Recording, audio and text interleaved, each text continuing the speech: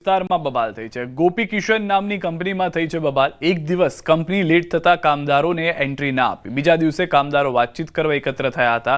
બીજા દિવસે પણ એન્ટ્રી નહીં આપતા માથાકૂટ થઈ હતી। કંપનીના એક ઉચ્ચ કર્મચારીઓની ગાડી લઈને ભાગવા જતા કાર મહિલા કામદાર પર ફરી વળી હતી। મહિલા કામદારને શરીરના ભાગે ઇજાઓ પહોંચી।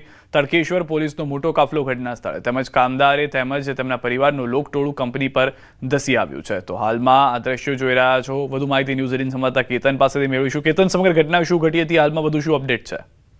જે સીધા ચોક્કસથી વાત કરવા તો સુરત જિલ્લાના અરેઠ તાલુકાના એક ગોપી કિસાન કંપની આવી છે કરણ જીઆઈડીસી ની અંદર।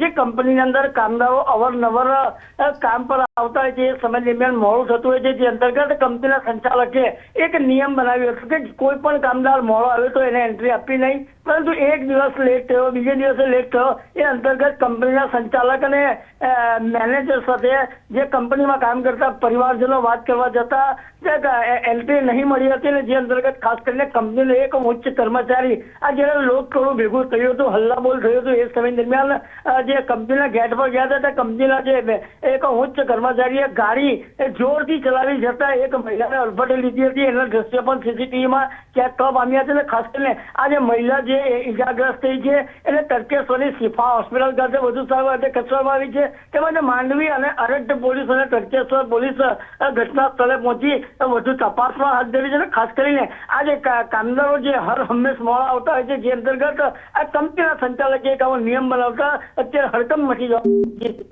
આભાર સમગ્ર માહિતી બદલ।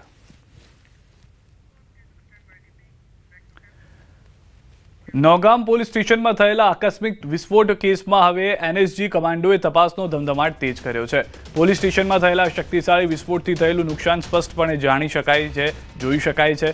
તૂટેલો કોરિડોર, બળી ગયેલા રેકોર્ડ અને ક્ષતિગ્રસ્ત વાહનો જ પોલીસ સ્ટેશનમાંથી બચ્યા છે, જે 19 ઓક્ટોબરથી વ્હાઇટ કોલર આંતરરાજ્ય આતંકવાદી મોડ્યુલ કેસની તપાસ કરી રહ્યું હતું અને અનેક દરોડામાં લગભગ 2900 કિલો વિસ્ફોટક સામગ્રી જપ્ત કરી હતી। ન્યૂઝ 18ના સંવાદદાતાનો ગ્રાઉન્ડ ઝીરોથી રિપોર્ટ જુઓ।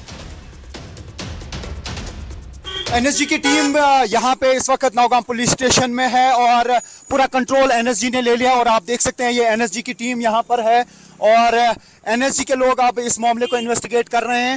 और यहाँ पे आप देख सकते हैं कि किस तरीके से एनएसजी की टीम जो है यहाँ पे पहुंची है और न्यूज़ 18 इंडिया की टीम यहाँ पे है और ये एक्सक्लूसिव विजुअल्स आप देख सकते हैं। पूरे मामले को अब इन्वेस्टिगेट किया जा रहा है, हर चीज को खंगाला जा रहा है। અને હવે વાત બુટલેગરો